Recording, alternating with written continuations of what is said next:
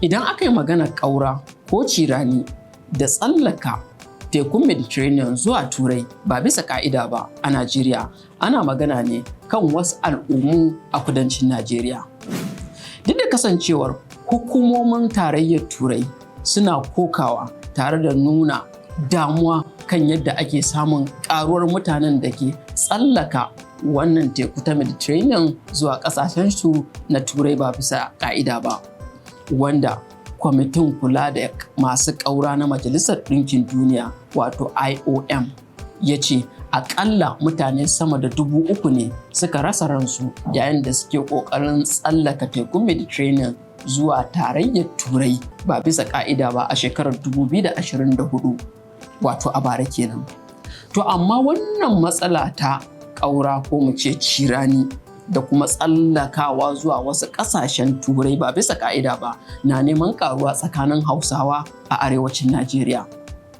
Wannan matsala dai tana ci gaba da yaduwa, musamman yadda wasu matasa a shafin sada zumunta na TikTok ke kwaɗaitar da matasa Hausawa na cewar ya kamata su yi abin da suke kira zahaba zuwa ko dai ƙasar Algeria ko Morocco ko Senegal ko Mauritania domin su tsallaka zuwa Turai. To amma fa a cikin bayaninsu suna nuna cewar akwai aminci ko dai a ƙasashen da suke na Morocco, Algeria da Senegal ɗin, ko kuma dai suna nuna cewar akwai aminci idan an haura zuwa Turai. Misali, wannan wanda yake a Katsina ne, in fact za a iya cewa handle ɗinsa ko kuma mu ce shafinsa na TikTok ya ce ba Katsina ne. Yana nuna cewa tsallakawa zuwa Turai ba wani abu ba ne, kuma babu wani cikakken haɗari na tsallakawa, kawai kana buƙatar ka yi boza ne ko kuma ɗan taƙi ne na aƙalla kilomita 15 kaɗai ya rage idan ka isa Morocco ka tsallaka zuwa Spain. Anya akwai aminci ko a Turai? Musamman idan aka ce ka haura ba bisa ƙa'ida ba? Musamman yadda hukumomin Turai ke nuna damuwa kan ƙaruwar masu haura musu ko masu zuwa waɗannan ƙasashe ba bisa ƙa'ida ba?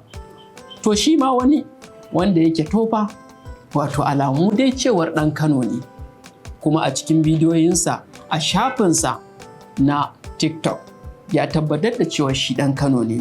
To shi ma dai yana kwaɗaitar da matasa ne na cewar ya kamata su yi abin da yake kira zahaba, su kuma yi boza zuwa Turai ko kuma ƙasashen Larabawa, wato ko dai Tunisia ko Algeria ko kuma Morocco. Misali a wannan bidiyon nashi yana nuna cewar akwai aminci. To wai menene amincin nan da suke ta kira a yayin da ka shiga ƙasashe ba bisa ƙa'ida ba? A wannan bidiyon kuwa har waƙa aka yi ta kwaɗaitar da matasa na cewar ya kamata su yi zahaba, wato su je Turai kenan, wanda yake nuna cewar wai akwai aminci, wai akwai ayyuka, wai akwai samun kuɗi. Anya kuwa zuwa Turai ba bisa ƙa'ida ba, ko ma kowace ƙasa ne ba bisa ƙa'ida ba, akwai aminci? Bari ku ji yadda suke waƙa da kuma abin da suka rubuta, za ku iya karantawa.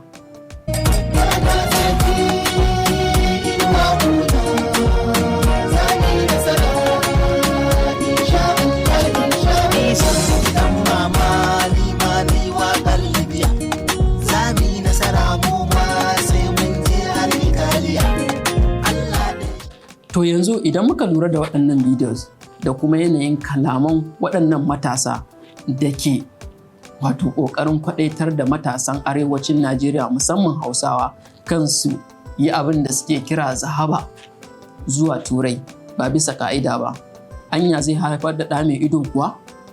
Sannan wata babban matsala ita ce, shi karan kanshi wanda yake zaune a Turai bisa ƙa'ida, shin ya samu aiki ballantana wanda ya shiga ba bisa ƙa'ida ba? To ina makomar wanda yake kullum yana wasan ɓera da ma'aikata, wato ko dai 'yan sanda ko kuma ma'aikatan shige da fice wato immigration, a kowane lokaci yana ɗarɗar kada a kama shi ko dai a kai shi prison ko kuma a dawo da shi ƙasarsa. Za mu ci gaba da kawo muku videos na illolin da ke tattare da tsallaka zuwa wasu ƙasashe ba bisa ƙa'ida ba. domin ku gane cewa 'yan zahaba da 'yan boza su ma suna cikin jerin mutanen da ke yada labaran ƙarya tare da kwaɗaitar da mutane wajen cutar da kansu zuwa ƙasashen Turai da na Larabawa. Ku ci gaba da bibiyar Alkalanci a www.alkalanci.com domin kare kanku daga labaran ƙarya da kuma samun ilimin sahihan labarai.